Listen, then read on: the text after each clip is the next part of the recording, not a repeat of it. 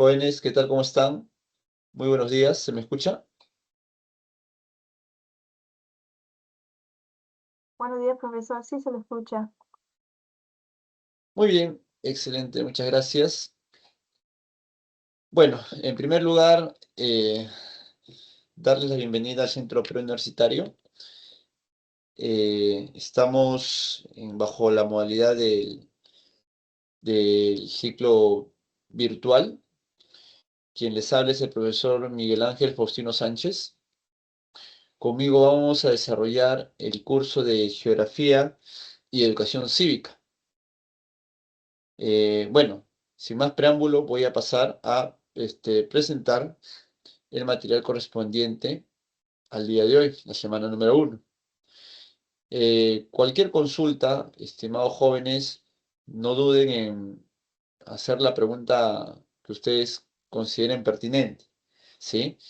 No se queden con las dudas, porque la idea es que ustedes terminen pues la clase entendiendo todos los temas que se aborden en esta primera sesión de clase. Nuestra clase va a durar desde las 11:40 hasta la 1:30 de la tarde, ¿sí? Y sería la quinta y sexta hora de este día lunes.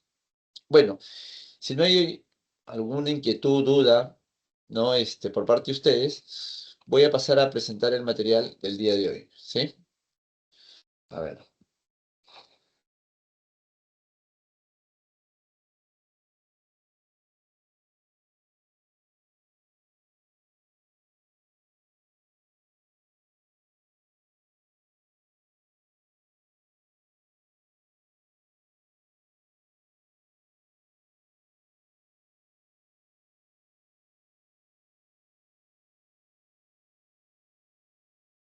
Me avisan, por favor, si se ve el material.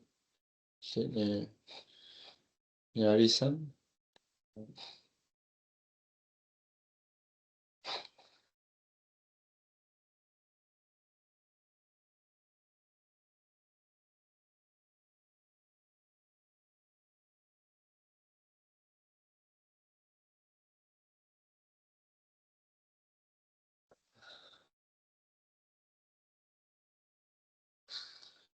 ¿Se observa el material, chicos?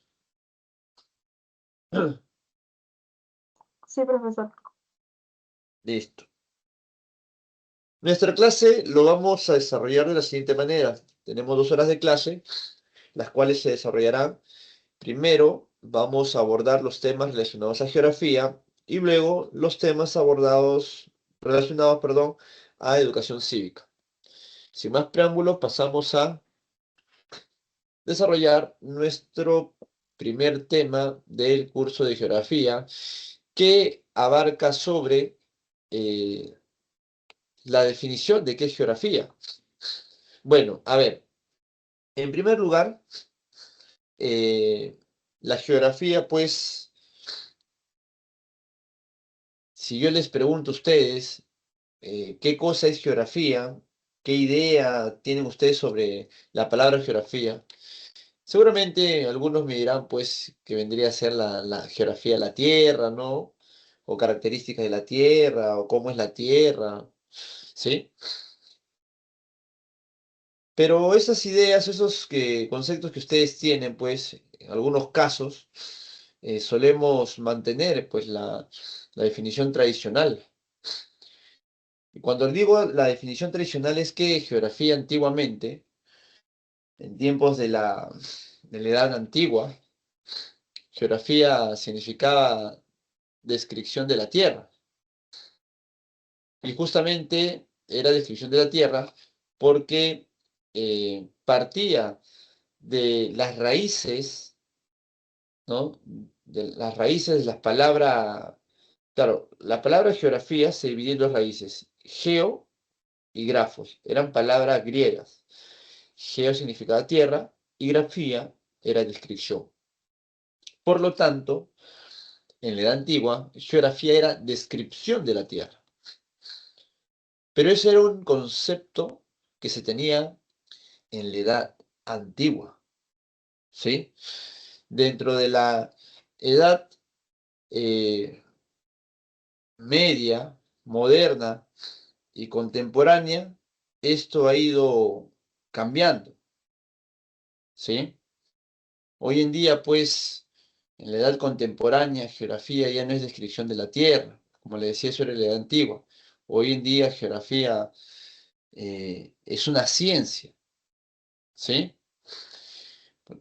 Y justamente aquí podemos ver cómo esta definición de geografía ha ido evolucionando a través del tiempo. Acá podemos visualizar justamente dicha evolución. Bueno, por historia ustedes saben que la historia se divide en edades, antigua, media, moderna y contemporánea. Y hemos dicho hasta el momento que en la edad antigua, geografía era descripción de la Tierra, en la edad antigua. En la edad contemporánea, ¿no? Geografía no es descripción de la Tierra, sino que tiene una definición más avanzada, desarrollada. ¿Sí? Pero ¿cómo se ha logrado, pues, llegar a la idea de geografía, ¿no?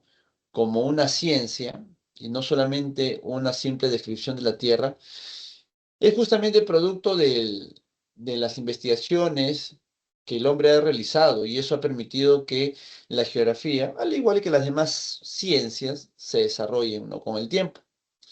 En la edad antigua, como pueden ver, geografía era descripción de la Tierra.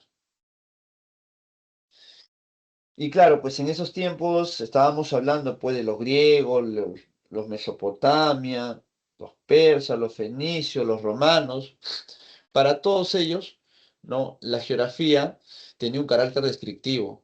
¿Qué era? Para ellos geografía era describir todo lo que los rodeaba, todo lo que rodeaba a los pueblos que he mencionado, eso era geografía. Describir, carácter descriptivo, describía todo lo que observaban alrededor de dichas ciudades. Ahora, ¿por qué lo describían, profesor? ¿Acaso era importante describir este lugar donde estas civilizaciones se desarrollaron? Por supuesto, sí era muy importante. ¿Y por qué era importante? Porque a través de la descripción, ¿sí? Los hombres lograban saber eh, en qué lugar podían encontrar agua, cuáles podrían ser algunos mecanismos de defensa ante la invasión de pueblos vecinos, cuáles son las entradas y salientes a la ciudad, dónde se encuentran tierras fértiles, dónde se puede establecer ¿no? Lugares de vigilancia. Entonces, describir la tierra que rodeaba a estos pueblos, o en otras palabras, describir el entorno de estos pueblos, las tierras donde se desarrollaban estos pueblos, era muy importante por todo lo que he mencionado. Es por eso que la geografía para ellos era descriptivo, era describir todas sus tierras y a través de ello poder lograr pues muchos beneficios como los que he mencionado. Ahora, durante la Edad Antigua hubo personajes que aportaron a la geografía, como por ejemplo Aristóteles advirtió que la Tierra era redonda, ¿no? Porque me miraba los astros y la esfericidad de estos astros, ¿no? Y se daba cuenta que si el Sol era redonda, la Luna era redonda, pues evidentemente la Tierra también. Y a través de los eclipses se podía evidenciar la sombra de esa Tierra. ¿Se dan cuenta? La sombra obviamente redonda. Por lo tanto, pues se asumía a través de esa experiencia, en base al empirismo, se asumía que la Tierra era redonda. Pero claro, no había mayores sustentos. También tenemos a Gateo de Mileto, Eratóstenes. Por ejemplo, Eratóstenes midió la circunferencia de la Tierra, también utilizando la geometría, ¿no? Entonces, todas estas personas de la Edad Antigua lo que buscaban era describir la Tierra. Tanto la Tierra en la cual ellos habitaban, para lograr algún tipo de beneficio, como ya les mencioné, pues establecer dónde se encuentran los recursos en sus tierras, mecanismos de defensa, de salida, etcétera, etcétera.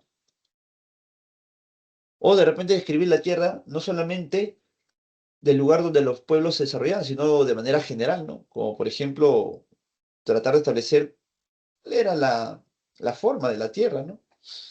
Claro que en la Edad Antigua había un montón de ideas sobre la forma de la Tierra, ¿no? Pero Aristóteles fue el primero en plantear una redondez, ¿no? De la Tierra. Eso era en la Edad Antigua. Luego lo viene la Edad Media. Ustedes saben que en la Edad Media había una institución muy poderosa, una institución que tenía bastante poder. ¿Cuál era esa institución?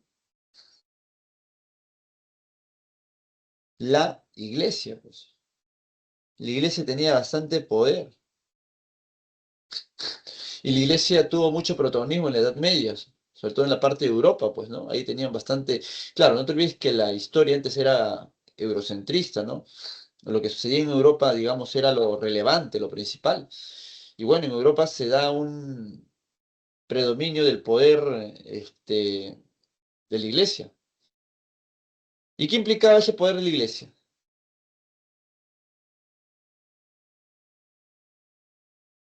¿Qué implicaba? ¿Qué buscaba la iglesia en aquellos tiempos? Tener control sobre los fieles, ¿verdad? Eso era lo que buscaba.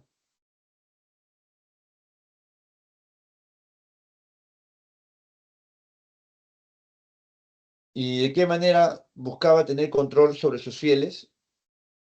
Bueno, pues a través del desconocimiento, ¿no? Y del miedo.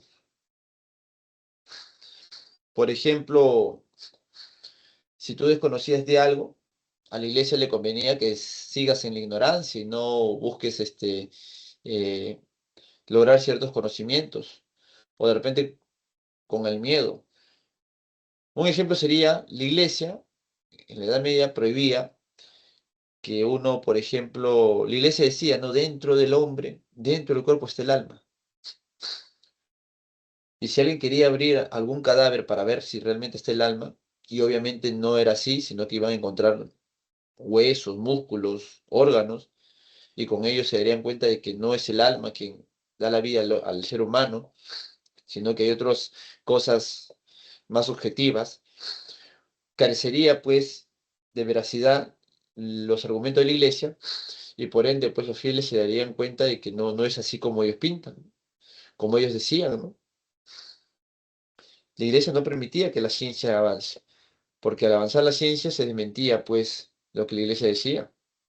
Si temblaba el suelo, ellos decían que era porque Dios se ha molestado, ¿no? Porque no han dado de repente, digamos, suficientes ofrendas, ¿no? Buscaban darle algún argumento divino a las cosas que sucedían y no hablaban de la tectónica de placas ni nada por el estilo, ¿no? ¿Sí? A ver, jóvenes, un ratito, por favor, un segundito, jóvenes.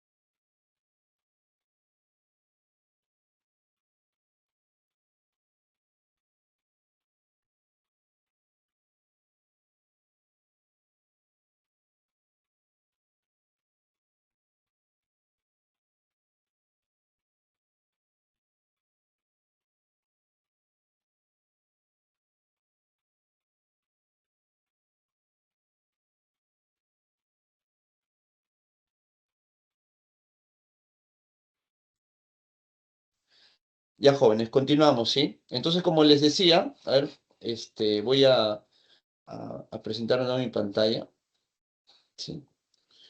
Discúlpenme la interrupción, sino que como es primer día de clases, están monitoreando pues a los docentes que estén en sus horarios, pues, ¿no? Pero ya, a ver, continuamos. Entonces decíamos que la iglesia pues tenía bastante poder, ¿no? Bastante poder tiene la iglesia, y obviamente la iglesia no quería pues que las ciencias se desarrollen, porque obviamente se iban a dar cuenta de que era totalmente contrario a lo que la iglesia decía, pues, ¿no? Con relación a las divinidades que ellos argumentaban.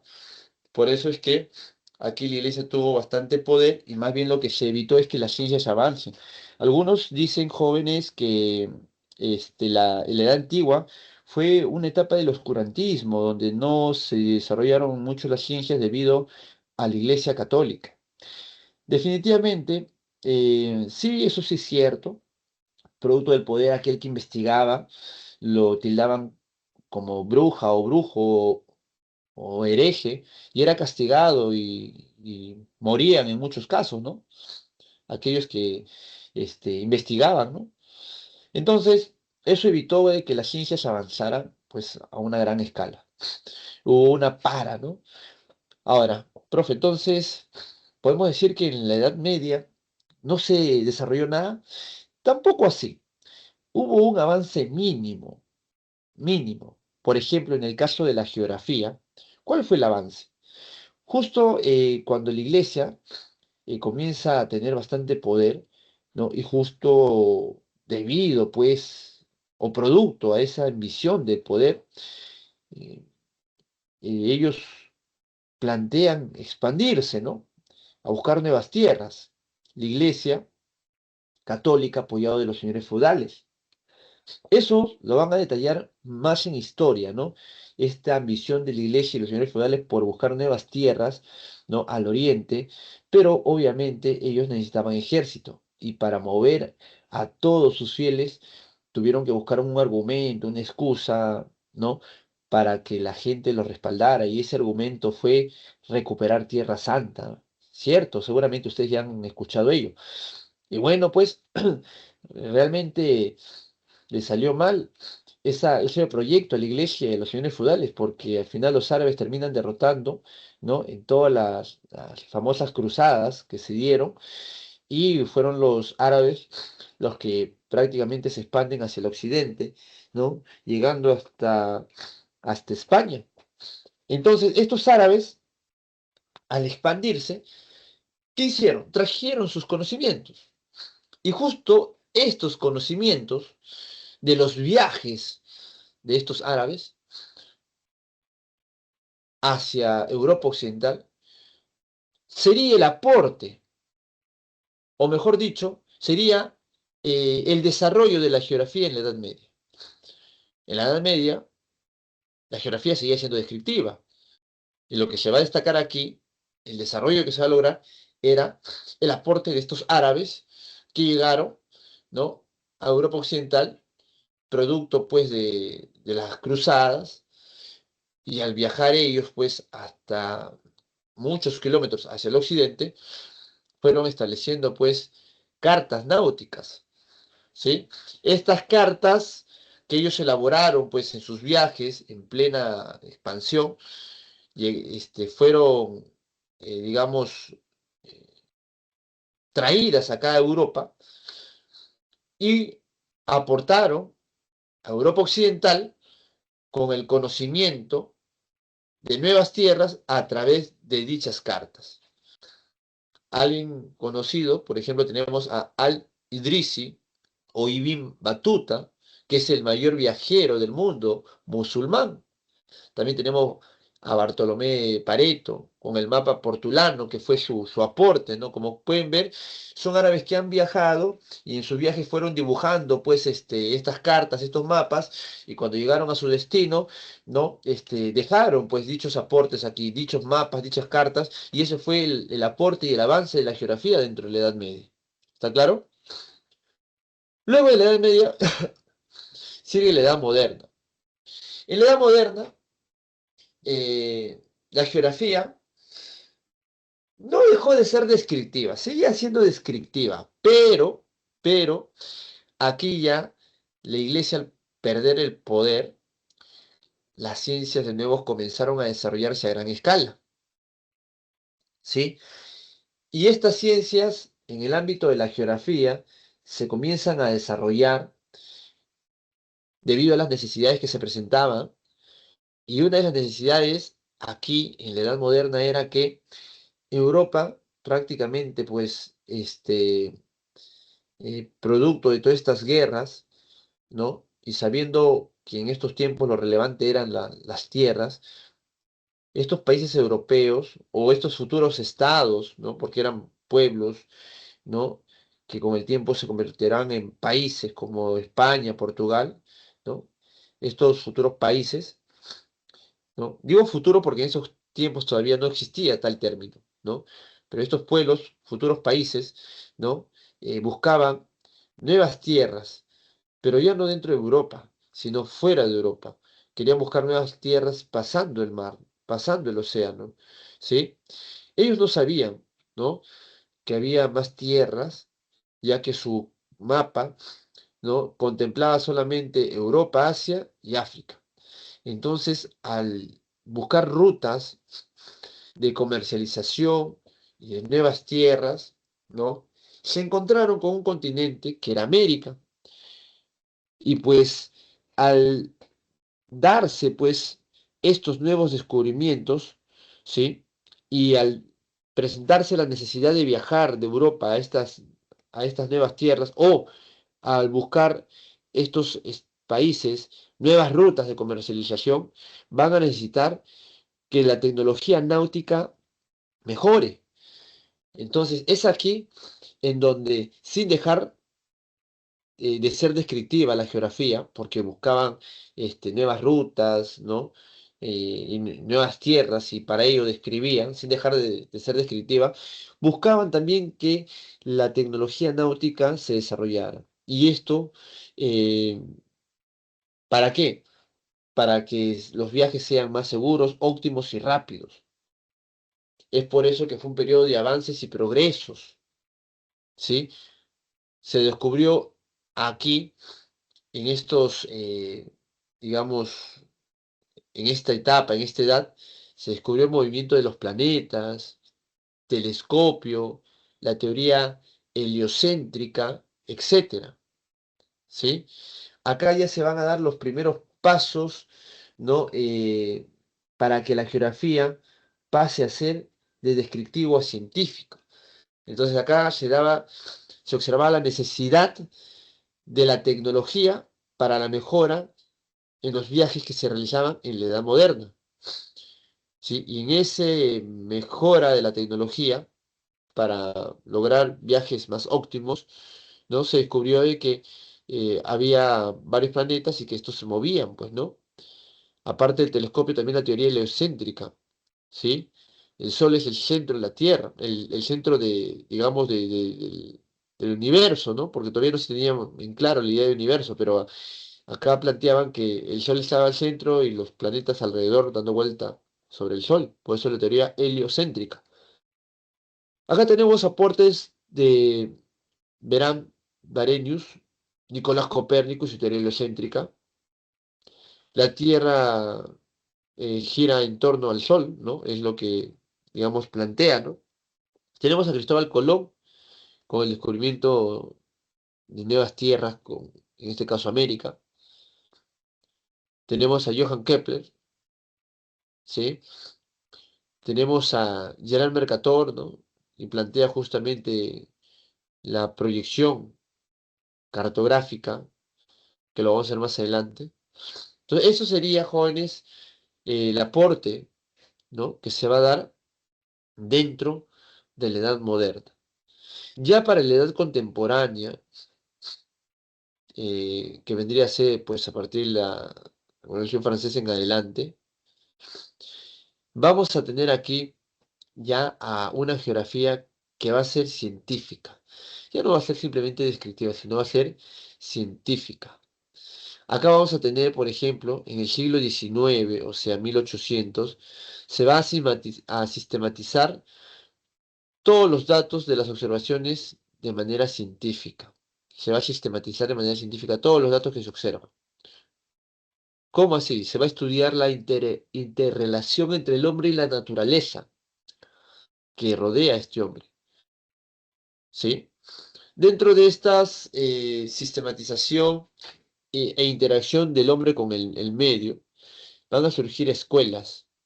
La escuela determinista, positivista, posibilista, que ahorita los voy a explicar.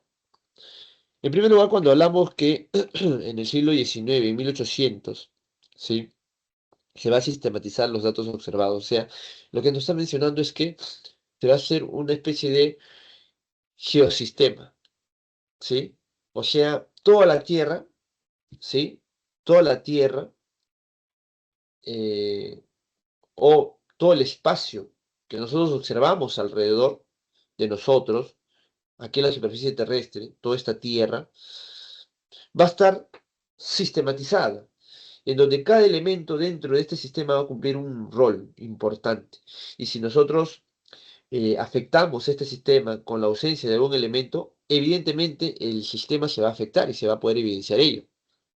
Es por eso que el siglo XIX dice que se sistematizan los datos observados, o sea, todo lo que hemos observado, los relieves, los ríos, ¿no? Las cordilleras, los tablazos, la naturaleza, todo lo que observamos está formando un sistema, todo está sistematizado como una unidad, eso es el geosistema. Si algo mueves, se afectan varios elementos. Si algo desaparece, se afecta el sistema. Por ejemplo, sabemos que hay terremotos, movimiento de la Tierra. O ya, más sencillo, vemos cordilleras, ¿ya? Es un elemento observable de la superficie terrestre, la cordillera. Pero esa cordillera no se formó de la nada, sino que es producto de la geodinámica interna, del choque de placas tectónicas y el plegamiento de la placa más débil, la placa continental. Eso es lo que va a formar la cordillera. Y las placas tectónicas chocan producto en este caso, eh, las corrientes convectivas que están debajo de las placas, que es lo que va a mover a estas placas, ¿sí? Y así te das cuenta cómo vamos relacionando la cordillera con todo un proceso que conforma parte de la Tierra. Entonces ahí te das cuenta que lo observable, la cordillera, es tiene una explicación científica, que es producto, que tiene una causa que lo forma, y esa causa es parte del sistema, de un sistema, ¿sí? Un sistema único que vendría a ser la Tierra. La Tierra todo es un sistema, ¿está claro? Por eso se habla de geosistema, sistema de la Tierra, en donde los datos observables se van a poder buscar sus orígenes de manera científica, ¿sí? De manera experimental, producto de otros elementos que se observan aquí en la misma Tierra, ¿sí? Ahora, en este sistema, ¿no? De la Tierra, se va a dar la interacción entre el hombre, que se va a desarrollar con la misma naturaleza.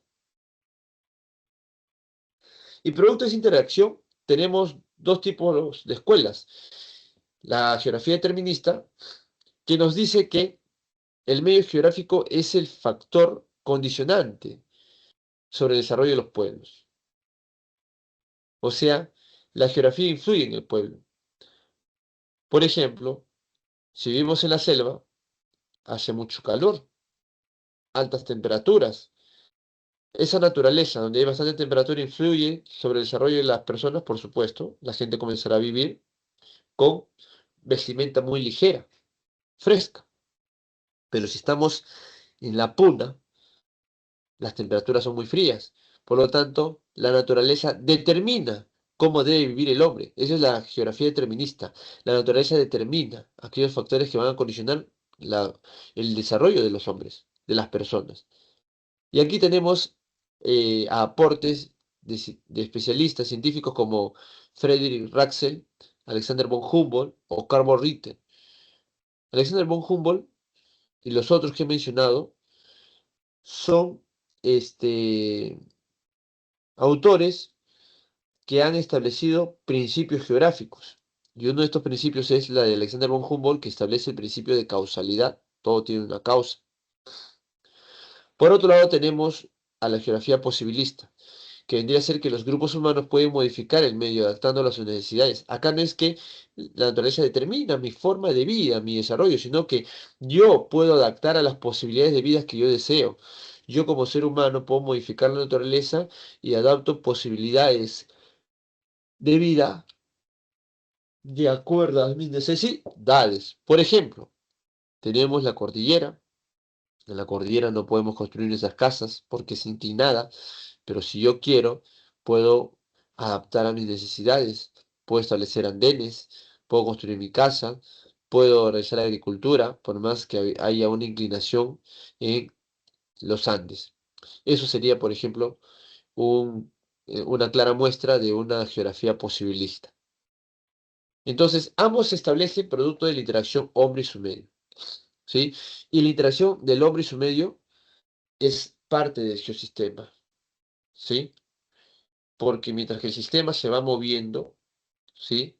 Se va moviendo, al moverse de manera natural la Tierra, ¿sí? Se interrelaciona con el hombre.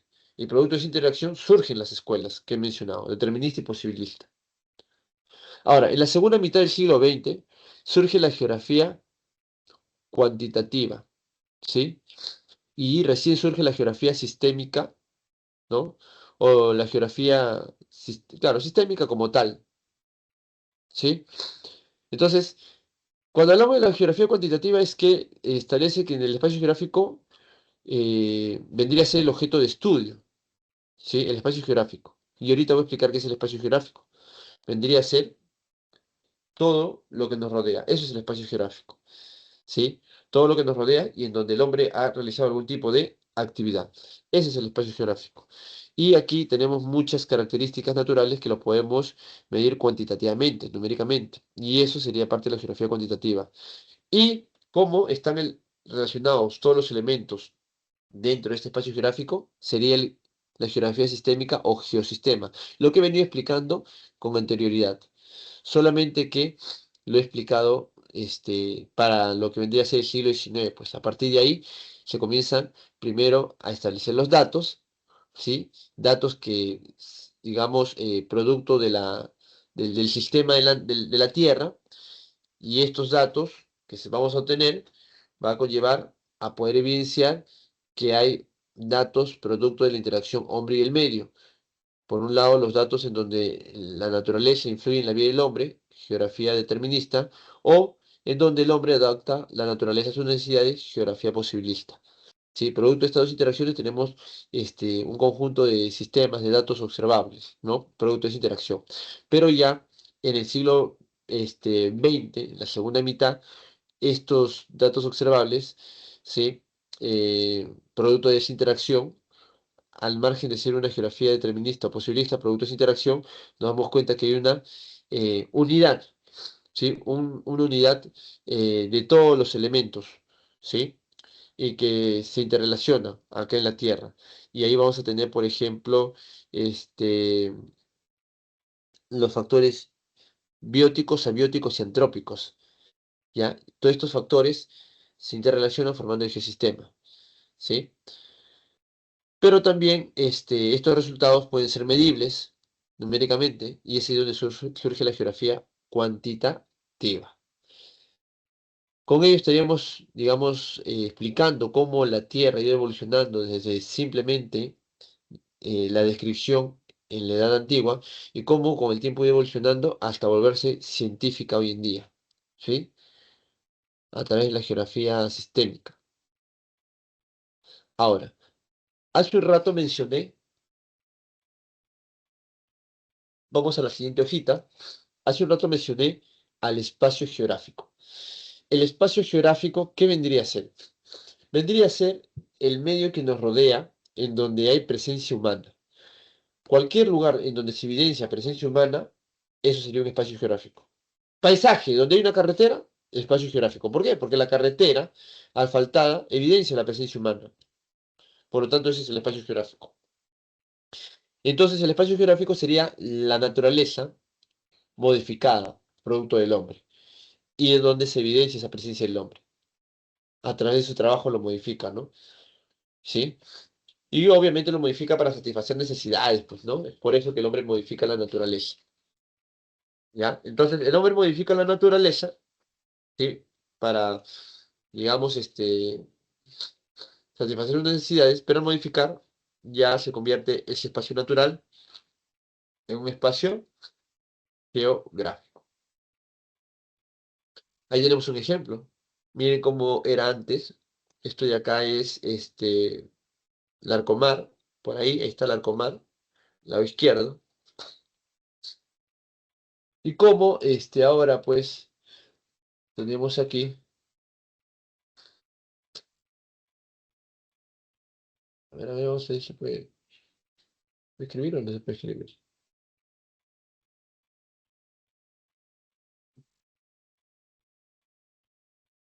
Ahí está. Bueno, esto de acá es este Larcomar, esto de acá, esto que está acá, abajo. Ahí está. Ayer antes y miren cómo es ahora.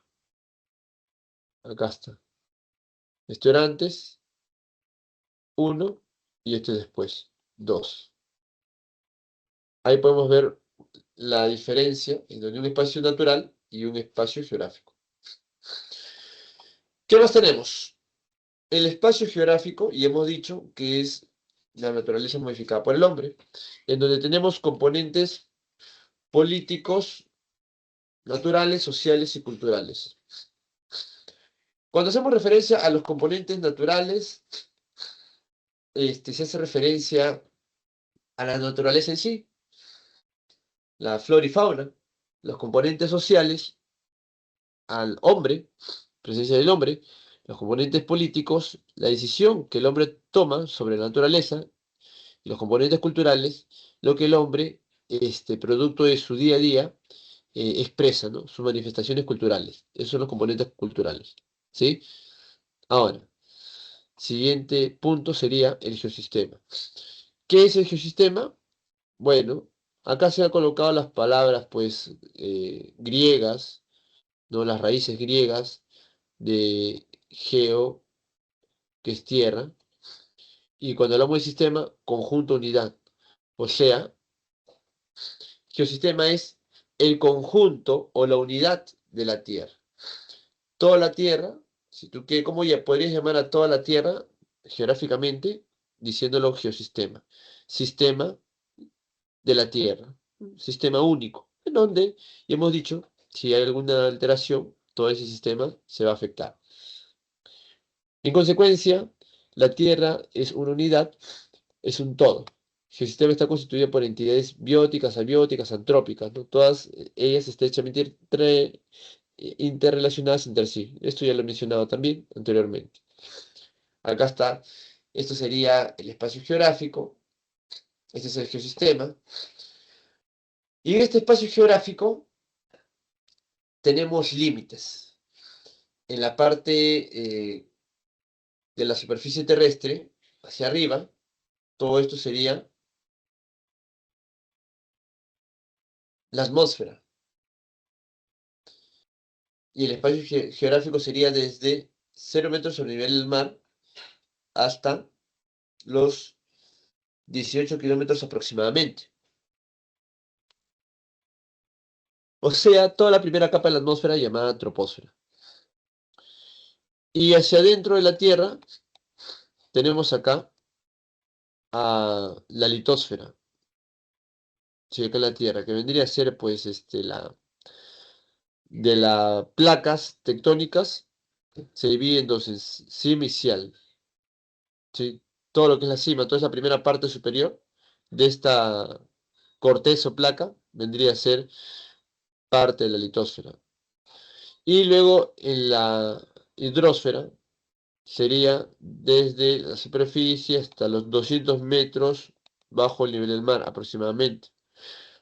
Todo eso sería la parte de la hidrosfera, ¿sí? Que conforma parte de este espacio geográfico. O sea, con lo que estoy mencionando es que no toda la atmósfera, ni la hidrosfera, ni la geósfera o litosfera conforma el espacio geográfico, no todo, porque ya hemos dicho que el espacio geográfico es el lugar donde el hombre tiene presencia y modifica la naturaleza.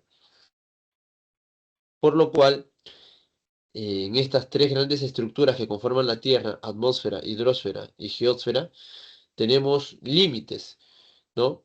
Del cual conforma el espacio geográfico. O sea, el espacio geográfico en estas tres grandes estructuras llega hasta ciertos límites, ¿sí? Porque hasta ahí llega la presencia humana. Pasado estos límites no hay presencia humana. Por ejemplo, el hombre llega a la termósfera, a la exósfera, ¿sí? No llega.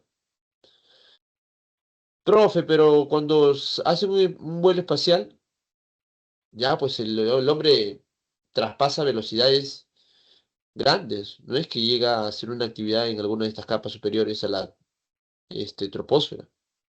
Lo mismo sucede con la hidrosfera y la geósfera, ¿sí?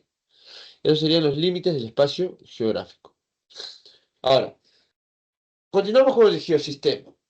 El geosistema es una unidad funcional donde se da un sinfín de fenómenos. Por un lado tenemos los factores o entidades que mencioné hace unos instantes.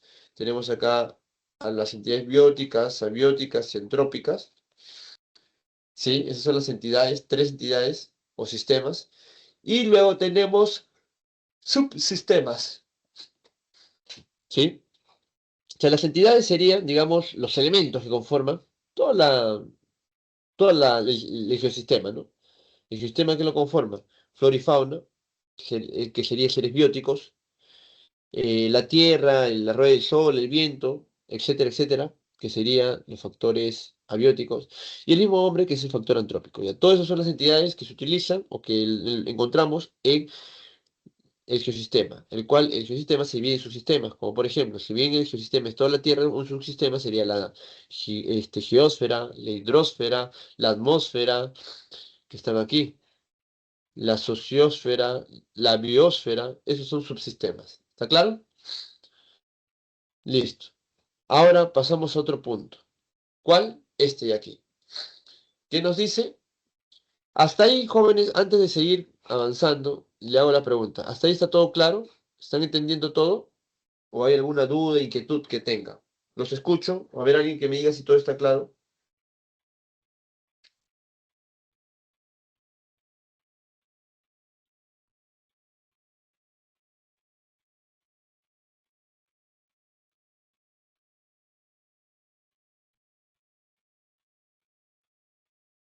Jóvenes, ¿están ahí? Sí, profesor, sí se entendió. Ya, excelente. Entonces continuamos. Vamos ahora a hablar ya de características que se presentan dentro de la Tierra, ¿sí? En ese sentido, abordaremos lo que vendría a ser los puntos y líneas imaginarias. A ver, esto es sencillo. Vamos a empezar. Miren, tenemos acá lo siguiente. La Tierra. Aquí está la Tierra. Evidentemente, la Tierra, pues, no es, digamos, eh, circular, ¿no? Redonda, redonda, no lo es. Tiene una forma geoidal, ancha en el ecuador y asentada en los polos. O sea, más o menos algo así. Uy, no se nota. Vamos a ver cómo hacemos.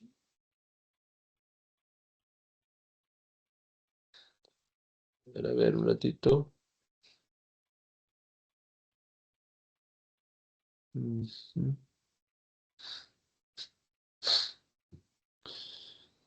A ver. Ya miren, la Tierra más o menos es así. Ancha en el ecuador y achatada en los polos. ¿Ya? ¿Por qué digo ancha en el ecuador? Porque miren, de aquí a aquí, desde este punto hasta este otro, uy, no puedo resaltar. ¿Qué pasó?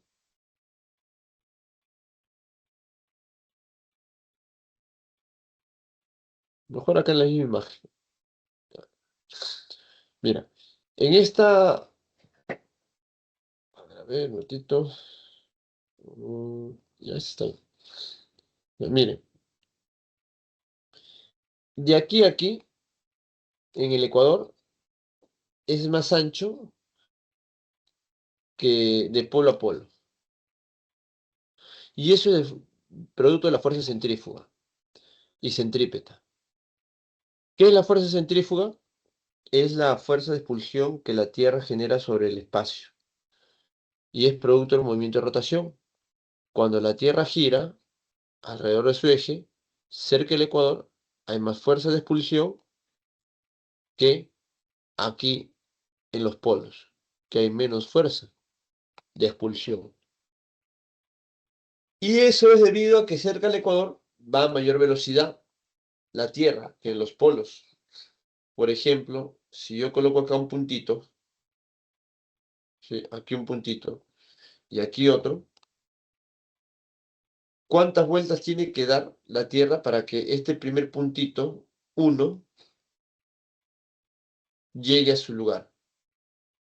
Tiene que la Tierra dar una vuelta y estaría de nuevo en su lugar, el puntito 1. Lo mismo sucede con el puntito 2, que está acá arriba. La Tierra da una vuelta y está en su mismo lugar. En ambos casos, la Tierra da una vuelta y los puntitos están en su mismo lugar, 1 y 2. Ya, el tema es que si ambos demoran en dar una vuelta al mismo tiempo, tú te puedes dar cuenta que si bien la Tierra al dar una vuelta genera que el punto 1 y 2 vuelvan a su mismo lugar, pero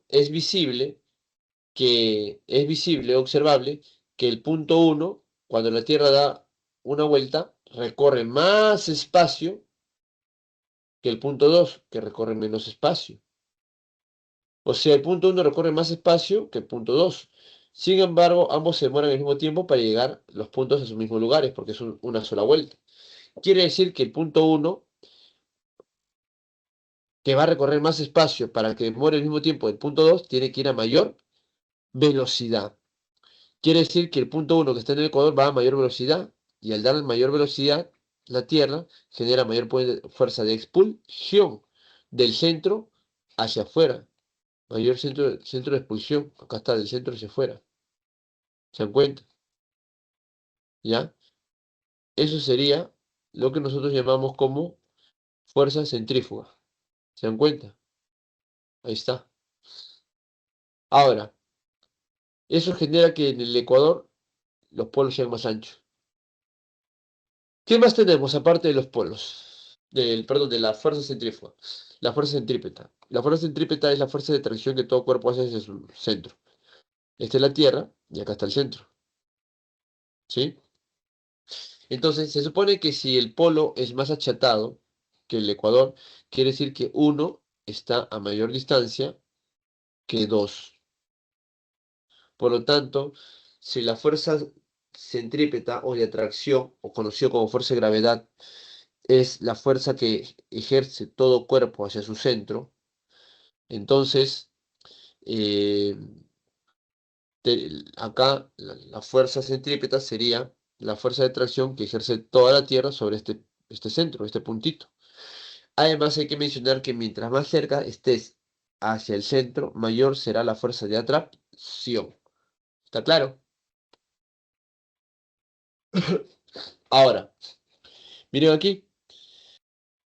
Entre el puntito del centro y el número 2, la distancia es más corta que entre el puntito del centro y el número 1, en donde la distancia es más larga debido a la fuerza centrífuga. Ahí el ecuador, como se recibe la mayor fuerza de expulsión, se da el mayor ensanchamiento de la Tierra. Por lo tanto, ahí es más ancha en el ecuador. ¿Sí? Y el número 2 está en una zona más cercana al centro. Entonces, ahí se va a observar justamente que el número 2, al estar más cerca que el centro, más cerca de la fuerza de tracción del centro, ahí se genera justamente la mayor fuerza. En cambio, el punto 1, al estar más lejos del centro, se genera menos fuerza de tracción. O sea, el punto 2 tiene mayor fuerza de tracción hacia su centro que el punto 1. Esa es la fuerza centrípeta o fuerza de gravedad.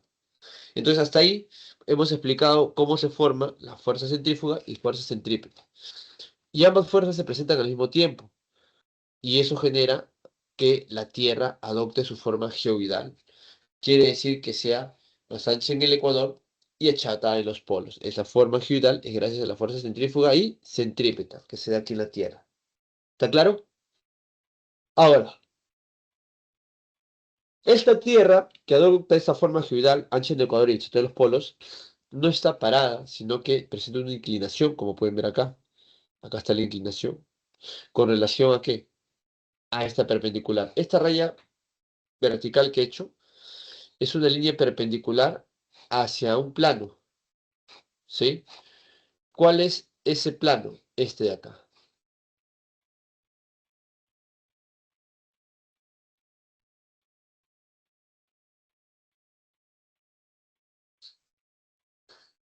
A ver, a ver.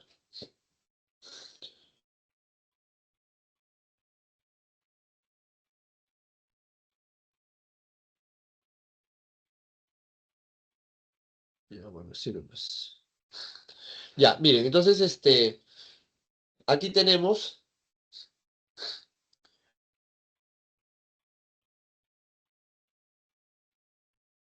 el eje terrestre, que vendría a ser la línea imaginaria,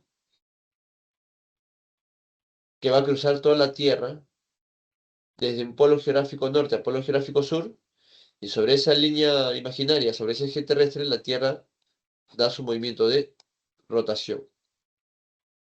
Lo otro es que ese eje está inclinado, quiere decir que la Tierra también está inclinada. Y al darse la inclinación de la Tierra, eso generará que se presenten pues las estaciones del año y los días y noches de 6 meses. ¿Está claro? Entonces ya sabe que la Tierra aquí, producto de la inclinación, se genera pues esas características. Ahora, eh, esta inclinación del eje terrestre es de 23 grados, como pueden ver acá, de 23 grados con 27 minutos. ¿Respecto a qué? Respecto a la perpendicular. Esta se llama perpendicular, pero se llama perpendicular de la eclíptica o al plano de la eclíptica. ¿Por qué? Porque este es el plano de la eclíptica, que está acá. Este es el plano de la eclíptica. Por eso es perpendicular, 90 grados. Profesor, pero ¿cómo surge esa eclíptica? Vamos a hacer un paréntesis. Esta Tierra tiene su movimiento de rotación que hemos visto, pero también su movimiento de traslación, que es el movimiento que la Tierra ejerce alrededor del Sol. Viene por acá y un año después regresa por aquí. Acá está. Entonces, la Tierra da en un año una vuelta alrededor del Sol. Y cuando la Tierra da una vuelta alrededor del Sol, o sea, un año después, por el lugar donde ha pasado la Tierra, ¿sí? Se ha formado una figura. Esa figura que está de color rojo, bueno, es la mitad de la figura, se llama eclíptica. Es una elipse o elíptica. Esa elíptica, ¿sí? Que lo estamos viendo acá, si lo colocáramos de manera horizontal, ¿sí? De manera horizontal, ¿sí? Lo colocamos de manera horizontal, lo que vamos a hacer es no verla como está acá, así, así no la vamos a ver la Tierra, sino que lo vamos a ver de esta manera, como si fuese una, acá está, vamos a ver como si fuese una línea, como está acá en la imagen,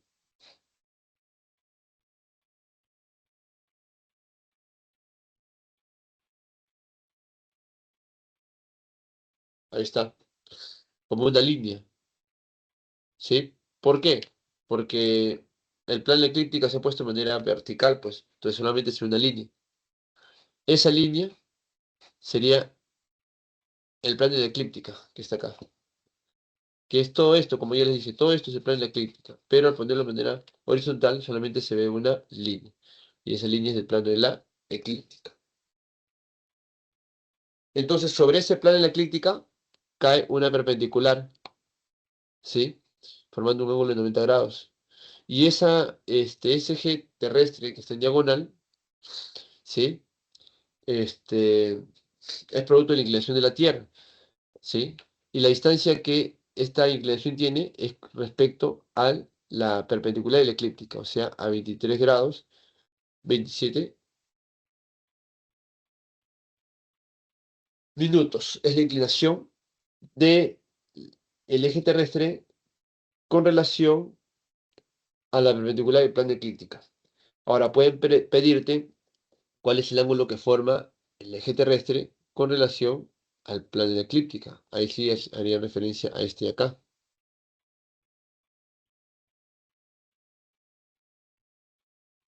Ahí está.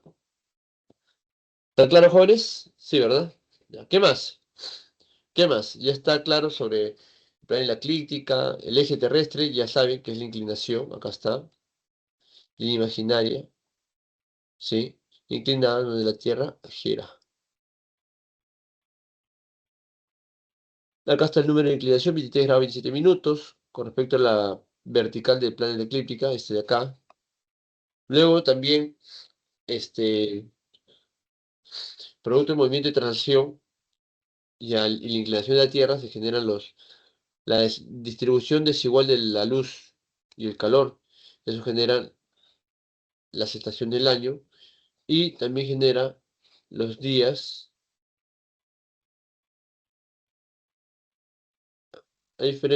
También se forma acá la diferencia de duración entre el día y la noche, según la estación y la latitud.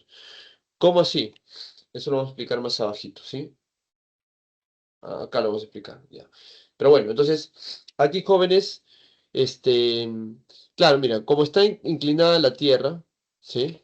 Voy a borrar todo lo que he escrito encima, ¿sí? Voy a borrarlo. Ahí está. Como está inclinada la Tierra y los rayos solo vienen de esta manera. Vienen hasta acá.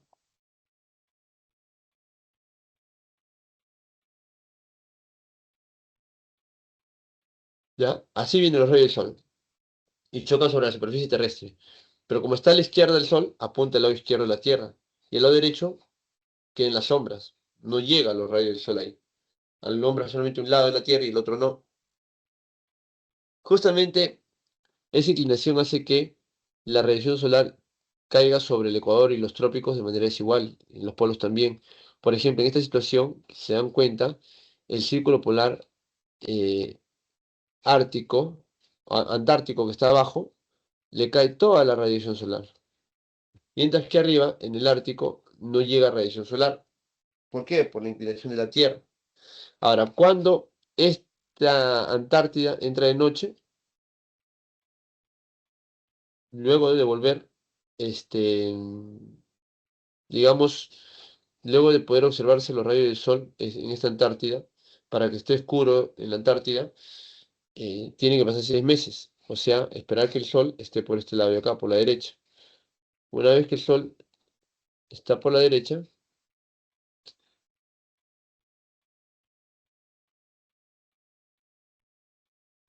ya.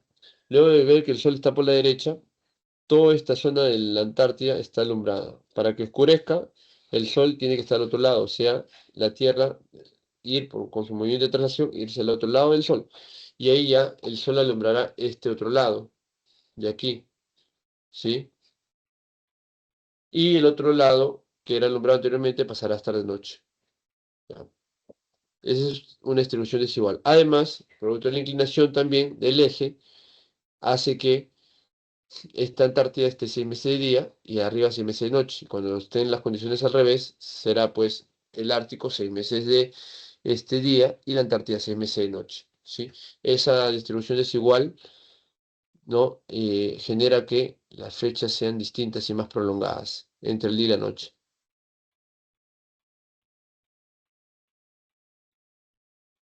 Ya. ¿Qué más tenemos aparte del eje terrestre? Los polos geográficos. Acá está el eje terrestre, por donde entra y sale. ¿Ya? Está. Polo geográfico. Por acá entra la línea, el eje terrestre y por acá arriba sale, ¿ya? Y eso, esa línea imaginaria que aparentemente atraviesa la Tierra, por donde entra y sale, se le llama polos geográficos. Arriba, polo geográfico norte, abajo, polo geográfico sur. Acá está. Y justo coincide, pues, con los 90 grados de latitud tanto norte como sur, ¿ya? Son las zonas más extremas, ¿sí? Del eje de rotación. son las zonas más bajas en temperatura en todo el planeta. Y sus días y noches se prolongan entre 6 días, 6 meses, perdón, de día y 6 meses de noche. Ya, ¿qué más? Tenemos ahora el ecuador terrestre. ¿Qué es el ecuador terrestre?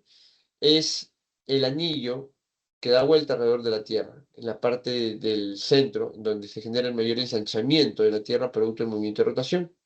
¿Sí? Entonces, aquí, este, este ecuador terrestre es un anillo,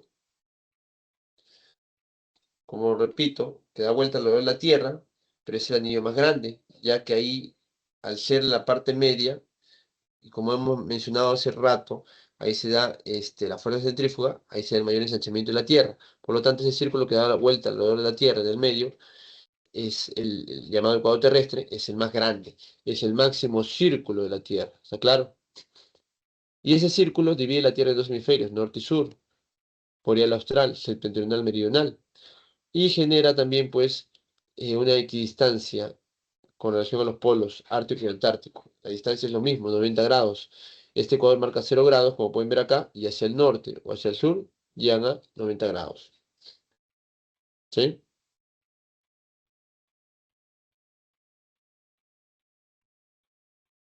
Este ecuador terrestre es perpendicular al eje terrestre. Claro, acá la Tierra la han puesto no inclinada, sino recta. Quiere decir que si está recta, acá está, por ejemplo, el, acá tenemos la perpendicular,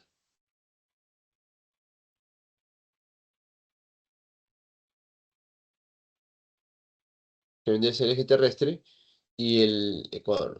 Como no se un ratito. Acá está. Ese sería el eje terrestre. Cruza de manera perpendicular con el ecuador. Acá está. ¿Sí? También su valor es de 0 grados, 0 minutos, 0 segundos. La circunferencia ecuatorial mide 40.075 kilómetros aproximadamente. Es la circunferencia ecuatorial. Número uno, equivalente más o menos a 111 grados, perdón, 111,3 kilómetros. O sea, ¿qué quiere decir? Que un grado equivale a esta distancia. ¿Un grado de qué? Lo que pasa es que la Tierra del centro y toda su zona de alrededor es 180 grados. Cada grado equivale a 111 kilómetros, ¿sí? Entonces, quiere decir que si lo multiplicamos por todos los grados, debería salir pues la distancia de toda esa circunferencia. Ahora, tiene 12 horas de día y 12 horas de noche. El Ecuador. Como está al centro, los rayos del sol acá le dan de manera perpendicular, directa, en todo momento del año, sobre todo en otoño y primavera. Quiere decir que en otoño y primavera el día y la noche llegan a durar el mismo tiempo, 12 horas de día, 12 horas de noche. Ahora, aparte del Ecuador, que es un paralelo, el más grande, tenemos otros paralelos menores, ¿sí? Que sería, en este caso, eh, los trópicos y los círculos polares. Esos serían los paralelos, este, digamos, menores con relación al ecuador terrestre. ¿Sí? Miren, acá tenemos el Ecuador, acá tenemos los trópicos y los círculos polares. Ahí está, esos serían los, digamos, 5 paralelos más representativos o conocidos, ¿no? Estos paralelos dividen zonas térmicas. Entre el Ecuador y los trópicos es una zona térmica cálida. Entre los trópicos y los círculos polares una zona térmica templada. Y los círculos polares una zona térmica fría. ¿Está claro? Ahora, acá estos paralelos son menores, como ya les mencionaba, círculos menores, ¿ya? Y son paralelos con relación al ecuador terrestre. Tienen igual distancia los polos según su respectivo hemisferio. Quiere decir que el trópico de Cáncer tiene la misma distancia que el trópico de Capricornio, ¿sí? Forman ángulos rectos con los meridianos.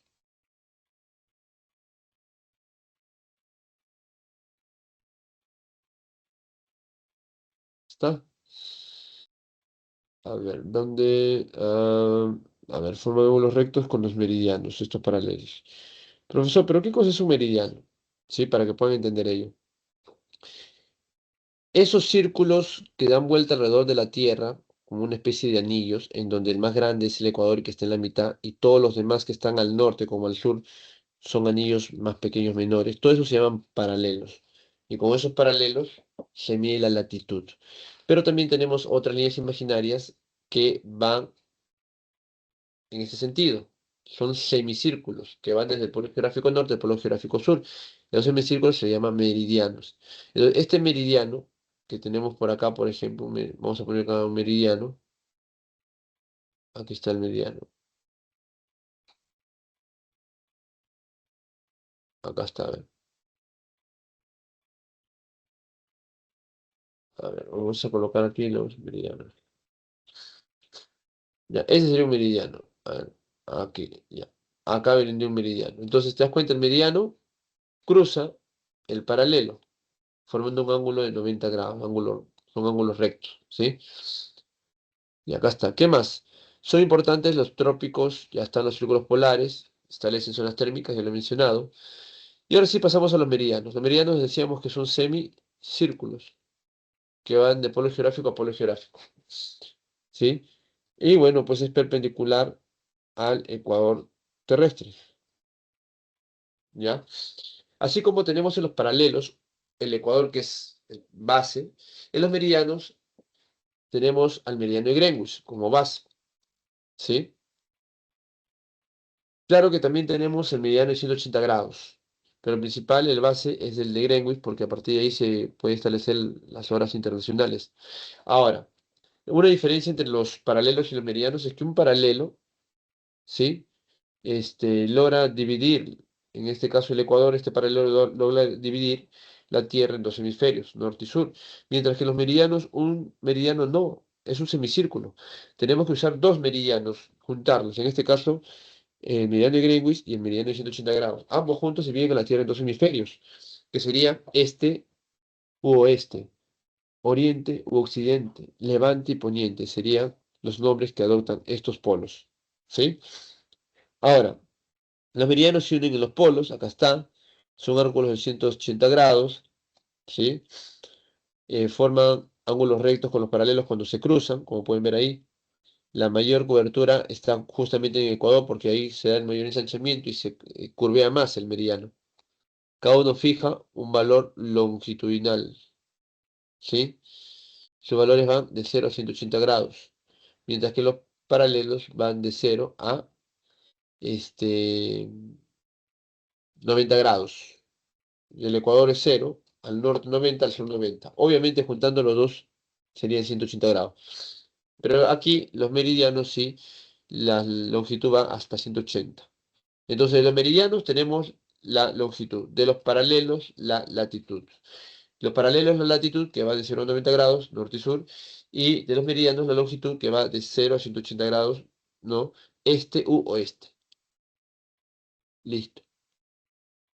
Acá tenemos los meridianos principales, que es el de Greenwich y el del cambio de fecha o línea o meridiano de 180 grados, que es el meridiano opuesto a Greenwich.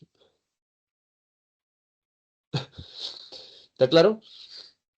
Ahora, eh, ¿qué más tenemos por acá? Ese se llama, el meridiano que está a la espalda del meridiano de Greenwich, que es este, tiene esta particularidad, ¿no? Entrada, saliente, ¿no? Es porque justamente ahí tenemos islitas y para un mejor orden y fechado se trata de establecer la línea de esa manera, ¿no? Ahora, nosotros podemos estar acá en un día lunes y pasar al otro lado a un día martes. No te olvides que este, los meridianos y el meridiano de Greenwich se utiliza para la hora internacional, mientras que en el Perú, por ejemplo, estamos a la 1 de la tarde, en España son las 6, 8 de la noche, en Asia es la 1 de la mañana, y así vamos avanzando del día siguiente. Entonces, si tú sigues avanzando por Japón, vas a cruzar el Pacífico, ¿no? El meridiano de 180 grados, o de cambio de fecha, Al pasar, vuelves de un día, digamos, martes a un día lunes, ¿sí? Así se establece, pues, las horas internacionales. Entonces sería meridiano de Greenwich y el de 180 grados, ambos juntos dividen la Tierra en dos hemisferios. Listo, para ir terminando, chicos, y pasar a cívica. Acá tenemos un mapa mundi en donde podemos ver a la Tierra, ¿no? Cómo está representada. Claro que para en este caso, en estos mapas, digamos, cualquier representación de la Tierra en un plano va a haber siempre deformación. Claro que va a haber algunas representaciones mejores que otras, pero todas presentan deformación. No hay ninguna representación de la Tierra en un espacio plano que sea perfecto. No, no hay ninguno. ¿Ya? Y estas son, digamos, de las mejores mapas que representan el mayor espacio posible de la superficie terrestre. Y bueno, acá tenemos los meridianos, que son usos. Un meridiano a otro, separado por 15 grados, representa un uso horario. El uso horario, como bien dice acá, es cada una de las 24 áreas en las que se divide la Tierra, determinadas por meridianos separados de 15 grados. Claro, es que la Tierra divides en 24 áreas, cada área es una hora. Toda la Tierra sería 24 horas. Entonces, si una área es una hora, divides 24 entre este, todo el, digamos, sector del alrededor de la Tierra, y como resultado sale 15, o sea, 15 grados vendría a conformar un área, ¿sí? Es que vendría a ser una hora. Esos 15 grados divides entre la hora, 60 minutos, y tienes cuánto vale cada minuto, cuántos grados. Y así se establecen las horas internacionales, ¿sí? Acá, por ejemplo, mire cómo va avanzando, ¿no? Cada 15 grados va avanzando los minutos, las horas, ¿sí? Ahora, acá en este mapa mundi podemos ver, pues, los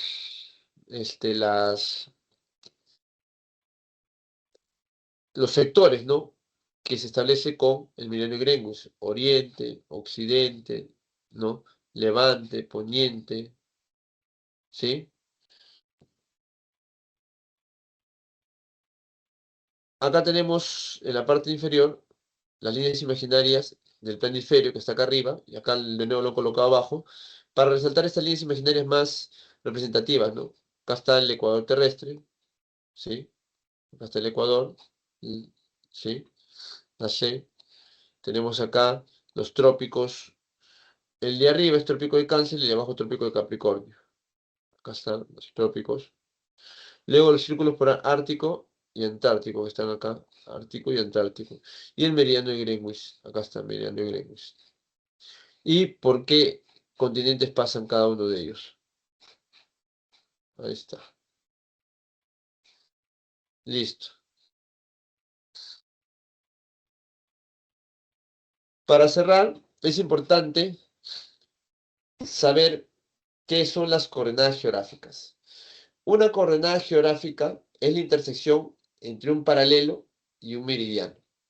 Pero un paralelo y un meridiano establece lo que hemos mencionado hace unos instantes, que sería la latitud y longitud. Paralelo, latitud, meridiano, longitud, que es la distancia. En el caso del paralelo, es la distancia con relación al ecuador, se establece la latitud, y en el caso de los meridianos, la longitud vendría a ser la distancia que tienen los meridianos con relación al meridiano de Greenwich, meridiano base. Entonces, en cualquier lugar de la superficie en donde tú te encuentres, siempre va a haber una intersección de un paralelo y un meridiano. Esa intersección vendría a ser las coordenadas geográficas. Y se puede medir la coordenada geográfica porque siempre ese paralelo donde tú vas a estar parado, ese paralelo que pase por donde tú estás parado y el meridiano que lo cruza, va a estar a cierta distancia con el ecuador y el meridiano de Greenwich, respectivamente, y de acuerdo a esa distancia establece justamente tu coordenada geográfica. Por ejemplo, acá tenemos la ciudad de Lima, que está a 12 grados de latitud sur y a 77 grados de longitud oeste. Ahí está la ciudad de Lima. Cualquier punto de la superficie terrestre puedes ubicarlo utilizando las coordenadas geográficas, o sea, los paralelos y meridianos, las latitudes y las longitudes. Este es un glosario que es importante que ustedes los tengan: solsticios, equinoccios, que vendrían a ser, digamos, términos que se utilizan cuando la Tierra está en diferentes posiciones, ¿no? Con relación al movimiento de traslación. Si estamos en lugares en donde los rayos del Sol apuntan a el sector norte o sur de la Tierra, estamos hablando de solsticios. Pero si estamos en lugares donde los rayos del Sol apuntan al Ecuador, o sea, en primavera y otoño, se llaman equinoccios. Acá hay un texto de Eratóstenes para que lo conozcan. Y bueno, estos serían los ejercicios del día de hoy en geografía. Número 1, acá está la clave, C de casa. Número 2, D de dedo. Número 3, E de enano. Y número 4, C de casa. Acá están las preguntas con su solucionario. Chicos, listo. Con eso estaríamos terminando geografía y pasamos ahora a educación cívica. Sin antes preguntarles si es que todo está claro.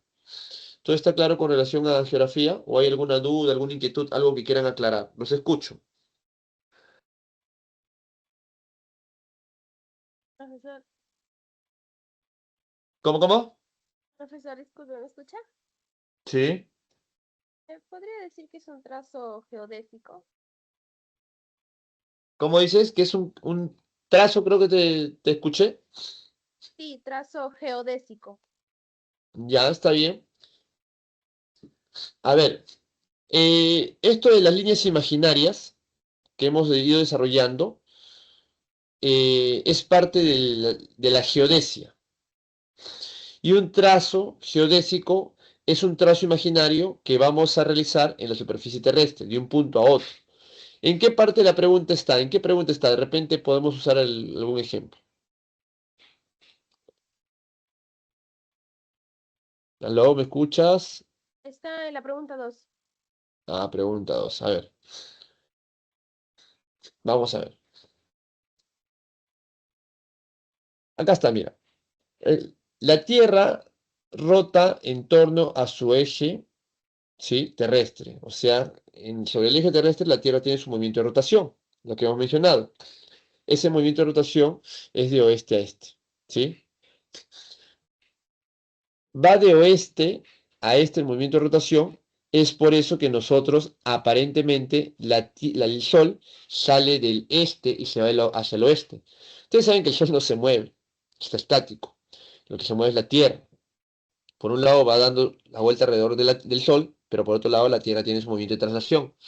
La Tierra da su movimiento de traslación a ir de oeste a este.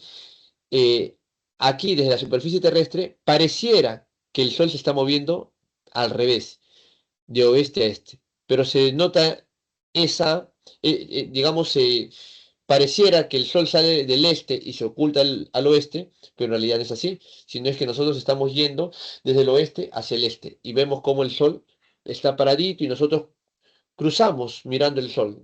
Estamos en la Tierra dando vuelta, ¿no? Nosotros damos vuelta, ¿sí? De oeste a este. A ver, acá está el Sol. Vamos a poner acá con un dibujito para que de repente me entiendan. No sé si no sé cómo dibujar acá. A ver. ¿Cómo se dibuja acá? Ya, acá está. Decimos acá. Acá es el Sol. Acá está el Sol. Acá está el Sol. Ya.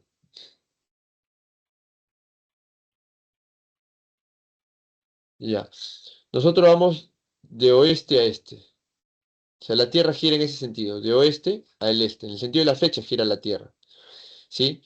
Y como vamos avanzando en ese sentido, parece que el Sol está yendo primero de este, aquí, luego acá, y luego se oculta en el mar. Ya, pero el Sol nunca se movió. Los que nos hemos movido somos nosotros. Nosotros hemos ido en el sentido de oeste a este, ¿sí? A eso hace referencia. Entonces la Tierra rota sobre su eje terrestre de oeste a este, en una velocidad aproximada de 1670 kilómetros por hora, dice. ¿Sí? Con relación al trazo geodésico que estudia, entre otros, la dimensión de la Tierra y el eje terrestre, identifique, vamos borrando acá también, los enunciados correctos de las características de este último. ¿Ya? ¿Qué es lo que nos está diciendo acá? Cuando habla del trazo geodésico, hace referencia, dice, con relación al trazo geodésico. Voy a borrar ahora esto. Ya, acá está. Con relación al trazo geodésico. ¿Cuál, profesor? Lo que pasa es que nos están haciendo referencia a la velocidad aproximada de la Tierra en su movimiento de rotación, que es de 1670 kilómetros por hora, ¿sí? Entonces, cuando hablamos de las líneas imaginarias, los movimientos de la Tierra, o sea, todo lo que estamos hablando el día de hoy, ¿sí? Todo lo que hemos hablado en este momento, es parte de la geodesia. ¿Sí? O sea, el tema es geodesia. ¿No? Las líneas imaginarias, movimiento de la Tierra, movimiento de traslación, todo lo que hemos explicado es geodesia. Entonces, cuando te hablan con relación al trazo de la geodesia, o sea, a todas estas características, ¿no? de la Tierra, de las líneas imaginarias, de los movimientos, nos dice que debemos determinar cuáles son las alternativas correctas, ¿sí? Acá dice, ¿no? Con relación al trazo geodésico, que estudia, entre otros, las dimensiones de la Tierra, el eje... O sea, el trazo geodésico es todo esto. Dimensiones de la Tierra y al eje terrestre, ¿no? Que estudia, ya todo eso, ya. Eso de acá, que está acá, es el trazo geodésico. Por eso es que está entre comas, pues, ¿no? Con relación al trazo geodésico, o sea, lo que estudia, entre otros, las dimensiones de la Tierra y el eje terrestre, identifica cuáles son los enunciados correctos. Entonces ahí ustedes tienen ya, incluso acá está la respuesta, la alternativa 1 y la alternativa 4 como correctos, que son estos dos de acá. ¿Sí? ¿Entendiste qué cosa es el trazo geodésico? Sí, profesor, gracias. Ya, listo. ¿Hay alguna otra pregunta antes de pasar a cívica? No hay. Ya, listo. Pasamos a cívica entonces. Chicos, ¿se nota el PPT de cívica?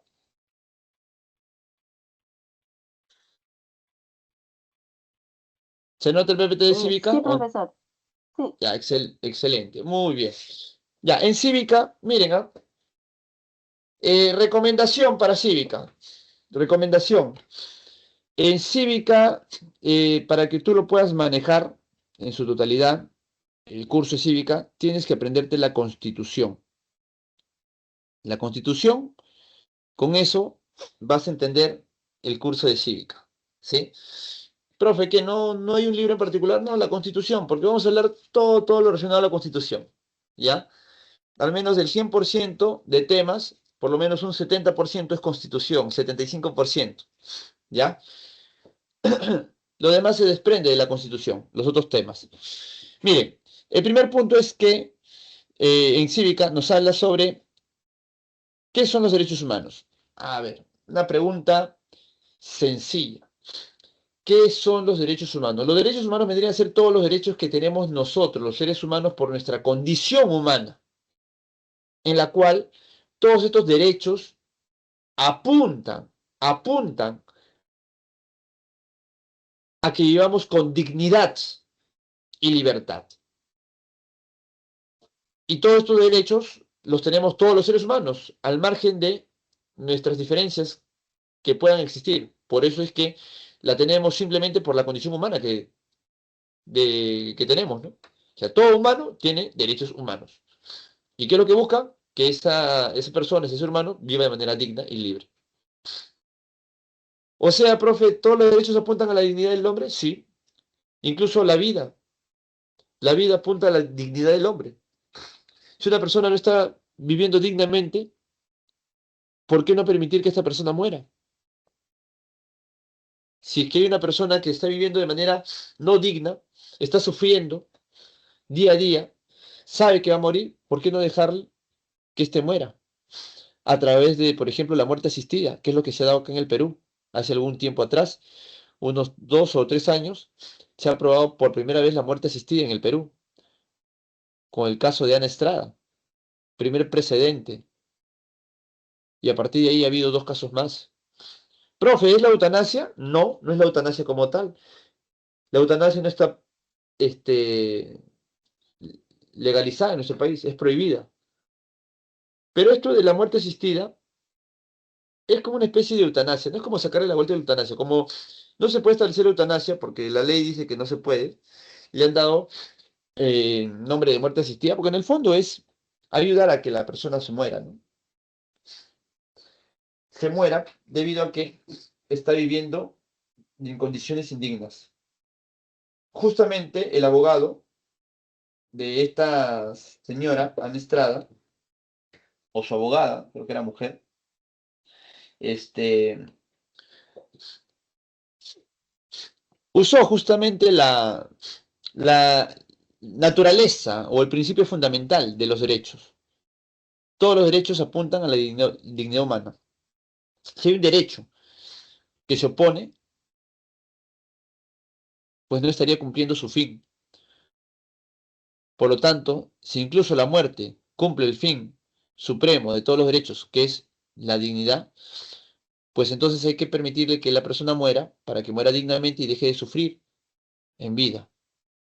Porque como sabrán, la señora Ana Estrada tenía una enfermedad terminal, no me acuerdo ahorita la pronunciación de la enfermedad que tenía, pero tenía una enfermedad terminal degenerativa, no tenía cura. Entonces, ante esa situación, esa persona vivía sufriendo de manera, no solamente sufría esa persona, sino su familia, no era una vida digna.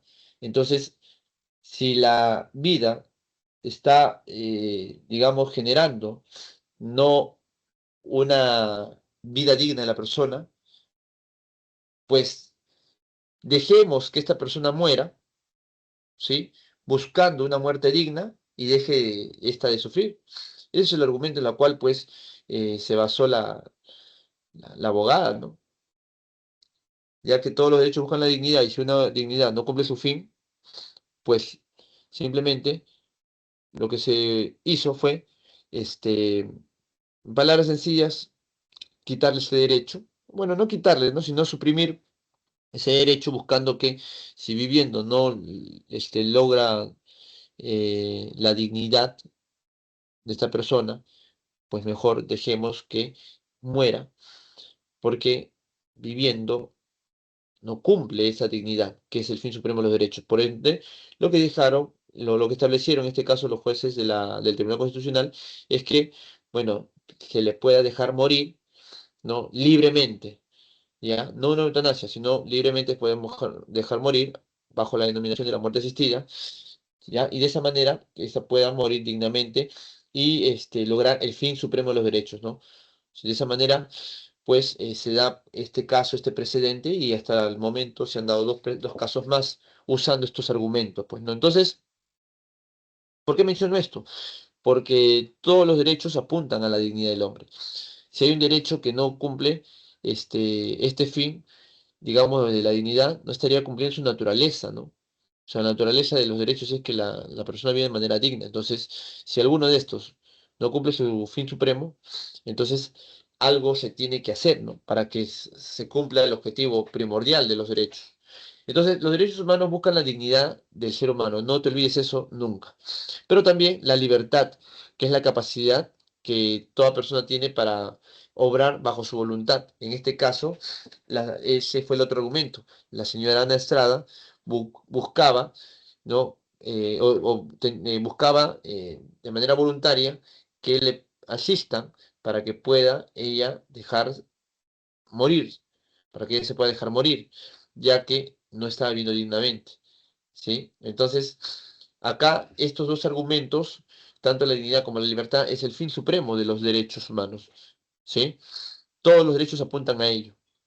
Y si alguno se, digamos, está obstruyendo, pues se tiene que buscar alguna salida o alguna alternativa para que logre el fin supremo, ¿no? Si hubiera algún derecho que no estuviese cumpliendo su fin, ¿no?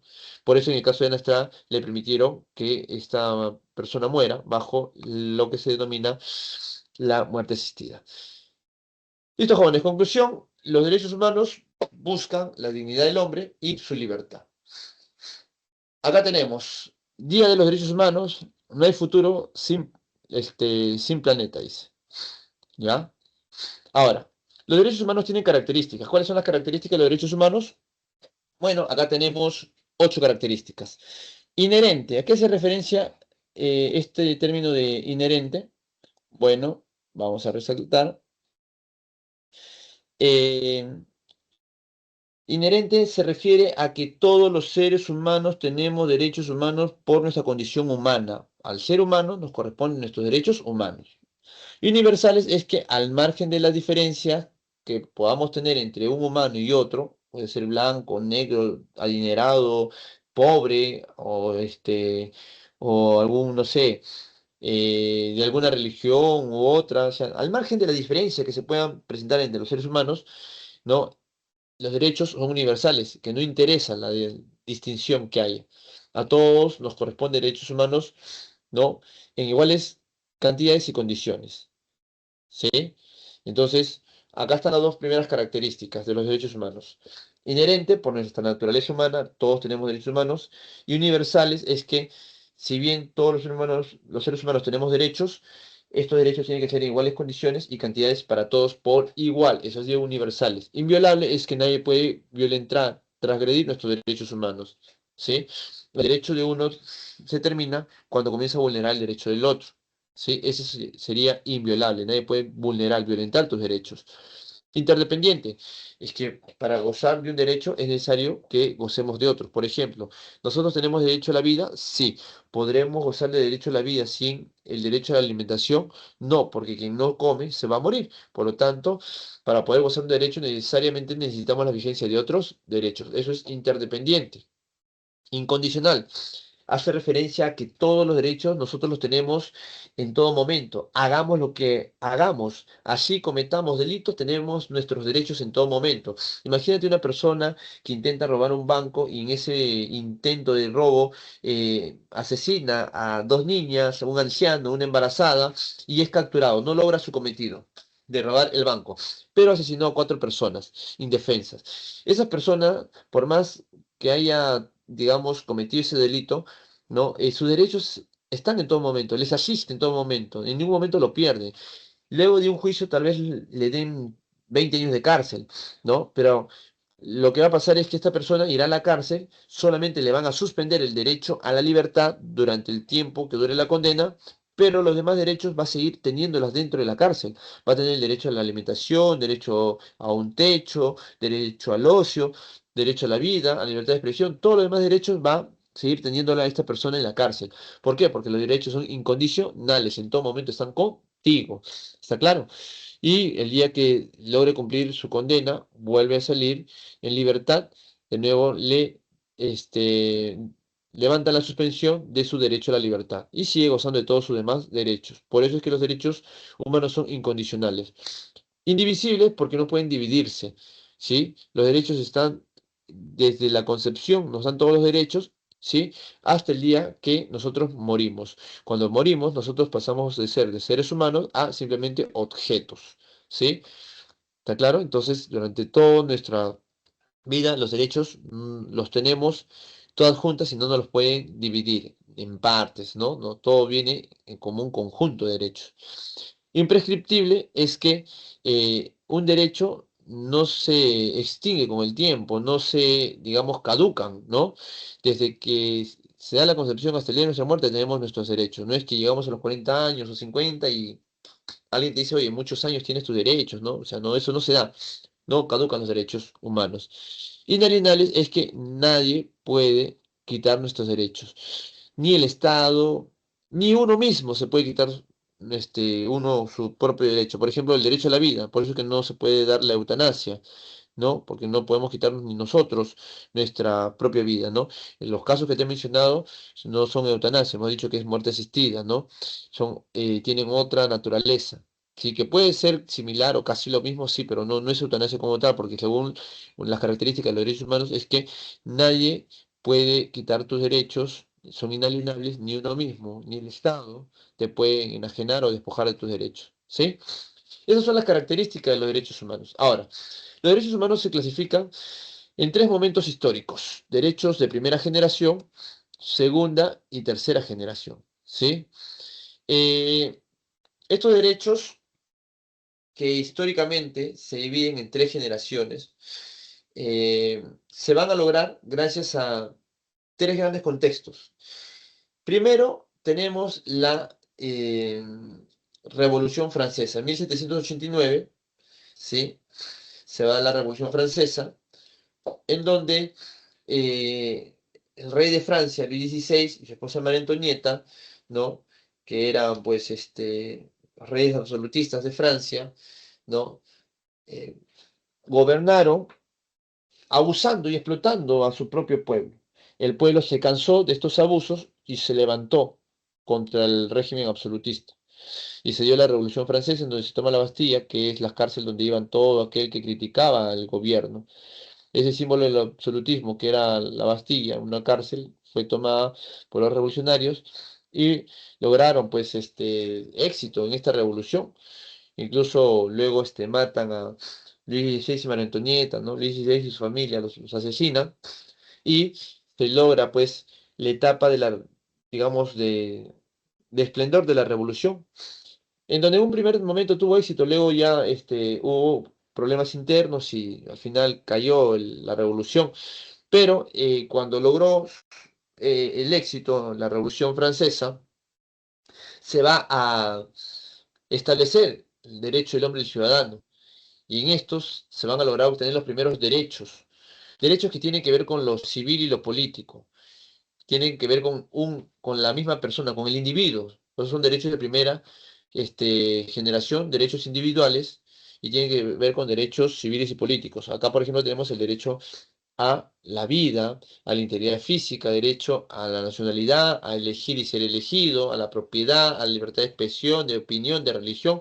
Son derechos que tienen que ver con uno mismo y se relaciona a lo político y a lo civil. Ya luego, eso se da en 1789, siglo XVIII. Ya en el siglo XIX, 1800, se dan los derechos de segunda generación. Estos derechos tienen que ver con lo económico, lo social y lo cultural. Estos sí son derechos colectivos, ¿ya?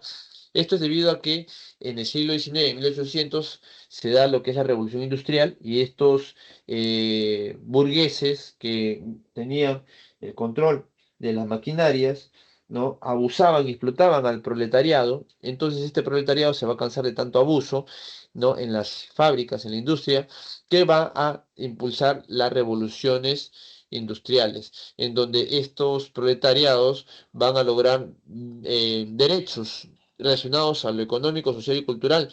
Son derechos que no es de uno solo, sino obviamente del colectivo, porque es todo el conjunto que va a buscar estos derechos que tienen que ver con el trabajo, la educación, la seguridad social, la libre sindicalización, derecho a la huelga, al salario justo, al descanso. Todos estos son derechos básicamente relacionados al aspecto económico, social, ¿no? Entonces, estos derechos son derechos de segunda generación, son derechos colectivos relacionados a lo económico, social y cultural. Ya en el siglo XX, en 1945, al terminar la Segunda Guerra Mundial, ¿no? Se van a establecer pues la creación de la ONU, ¿no? Y esta ONU, ¿no? Luego de la Segunda Guerra Mundial, va a buscar pues lograr nuevos derechos, ¿no? Que tengan que ver pues con los pueblos, ya que luego de las guerras mundiales pues Europa quedaba devastada, muchas muertes, abuso, destrucción, contaminación.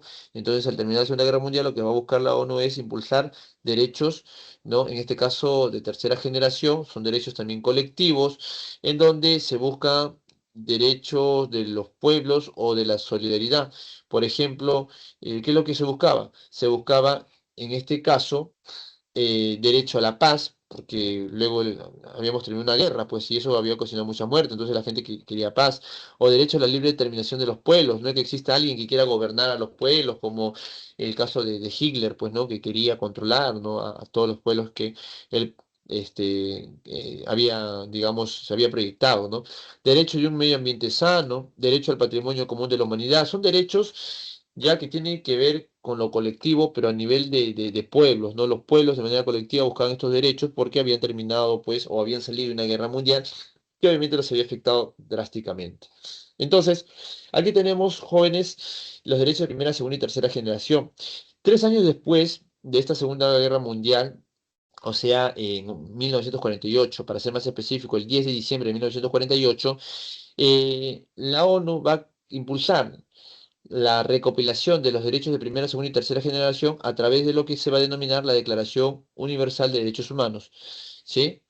De derechos humanos. Eso va a ser en 1948, ¿sí? Ahí se van a recopilar los derechos de primera, segunda y tercera generación en 30 derechos. Son 30 derechos que van a estar en esta declaración, el cual todos los países del mundo prácticamente lo van a firmar. Pero esta declaración lo que busca no es que se cumplan los derechos al pie de la letra, sino que dan libertad. Busca que se cumplan sí los derechos, pero aceptando las particularidades de cada estado, porque cada estado tiene libertad de establecer normas, ¿no? En donde, por ejemplo, un país puede establecer la pena de muerte en caso de ciertos delitos. Está bien, te dice la declaración, en esos delitos tú puedes establecer la pena de muerte, pero fuera de esos casos en particular, respeta el derecho a la vida. Eso es lo que, digamos, esa era la flexibilidad que tenía esta Declaración Universal de Derechos Humanos, el cual pues muchos países del mundo se adhirieron y dentro de ellos obviamente también el Perú. Acá está, cada 10 de diciembre a nivel mundial se conmemora el Día Internacional de Derechos Humanos. Este día fue designado desde 1948 cuando la Asamblea General de las Naciones Unidas, o sea la ONU, adoptó esta Declaración Universal de Derechos Humanos proclamando sus principios como un ideal común para todos los pueblos y naciones. Son 30 derechos como les he mencionado. Ahora, estos 30 derechos, el Perú, al, digamos, adherirse, ¿no? Acepta, ¿no? Cumplir los derechos de la declaración, ¿ya? Y para que estos se cumplan en nuestro país, obviamente tiene que estar en la Carta Magna, o sea, debe estar en las leyes del Estado peruano, pero en las leyes máximas, o sea, en el caso de las leyes de mayor jerarquía en el Perú, vendría a ser la Constitución. En la Constitución, el Estado peruano incorpora estos derechos humanos. En el artículo 1 y 2, sobre todo, habla sobre los derechos fundamentales, ¿no? De la persona. Estos 30 derechos a nivel mundial se llaman derechos humanos. En el Perú, ¿no? Estos derechos que están en la Constitución se llaman derechos fundamentales, ¿ya? Y bueno, en la Constitución Política del Perú, en el artículo 1, habla sobre la defensa de la persona humana y el respeto a su dignidad como fin supremo, ¿no? De la sociedad y del Estado. Y en el artículo 2 habla sobre que todas estas personas que se les asiste estos derechos, ¿no? Y que buscan la dignidad de las personas, ¿no? Estas personas, ¿no? Esos derechos a los que se refiere son los siguientes. Acá está, derecho a la vida, a la integridad, moral, psíquica y física, ¿no? Derecho también a la igualdad ante la ley. Acá tenemos, por ejemplo, también derecho a la libertad y hay muchas situaciones en donde se busca la libertad, ¿no? La libertad individual, intelectual, de pensamiento, económico, civil, espiritual, ¿no? También tenemos derecho a la seguridad personal. Tenemos en total aquí todos los derechos de la Declaración están aquí en el artículo número 2 y se llama derechos fundamentales de la persona. ¿Sí? ¿Por qué tienen que estar en la Constitución? ¿Para qué? Para, al estar estos derechos dentro de la Constitución, eso implica que estos derechos es de cumplimiento obligatorio para todo el país, porque todas las normas o leyes, artículos que están en la Constitución, ustedes saben que es de cumplimiento obligatorio. Por lo tanto, los derechos, al estar aquí, ¿no? Todos estamos obligados a cumplirlo. Aquí están. Bueno, acá tenemos una biografía de Leonor Rosenberg, y esto sería las preguntas de cívica de esta semana. Número 1, D de dedo. Número 2, A de avión. Número 3, E de enano. Y número 4, C de casa. Jóvenes, quisiera saber si hasta ahí todo está claro, si tienen alguna consulta, alguna duda, alguna inquietud, estoy presto a escucharlos, ¿sí?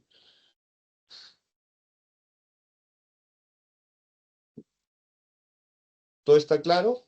¿O hay alguna inquietud, alguna duda, algo que quieran que aclare?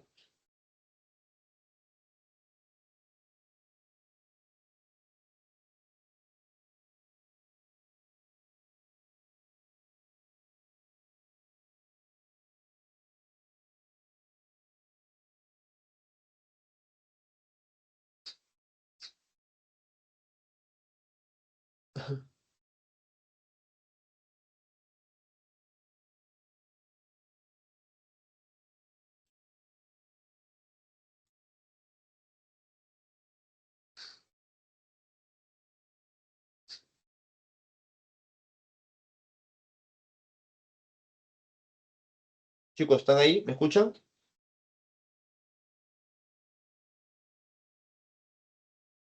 Sí, profesor, sí se entendió.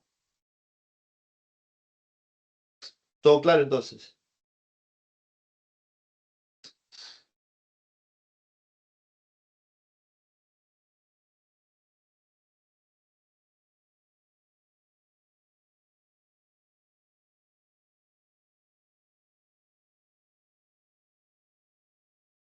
Ya, chicos, entonces, si todo está claro, dejo de compartir, ¿no? A ver, dejo de compartir.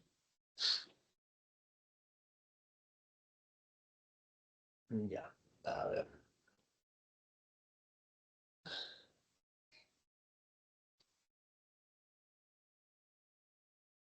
¿Listo?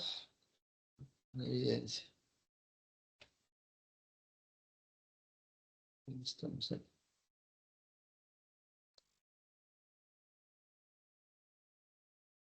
Sí,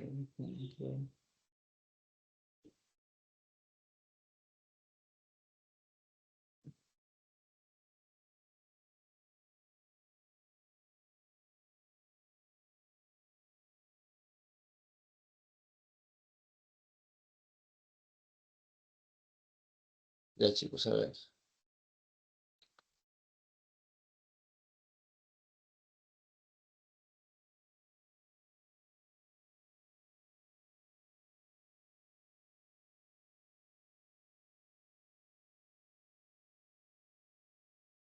Ya, chicos, entonces, si no hay dudas, inquietudes por parte de ustedes, me despido. Espero que todo haya quedado claro, tanto en geografía como en educación cívica. Y nos vemos el próximo. Ah, bueno, creo que el día sábado tenemos clase, ¿no? Creo que el día sábado tenemos clase. Así que ya nos estaremos viendo el día sábado, ¿no? En nuestras clases virtuales. ¿Ya, chicos? Eh, bueno, eso sería todo por hoy. Nos vemos el sábado y ahí también el próximo lunes. Un fuerte abrazo, un gusto y hasta la próxima. Nos vemos, gracias, cuídense.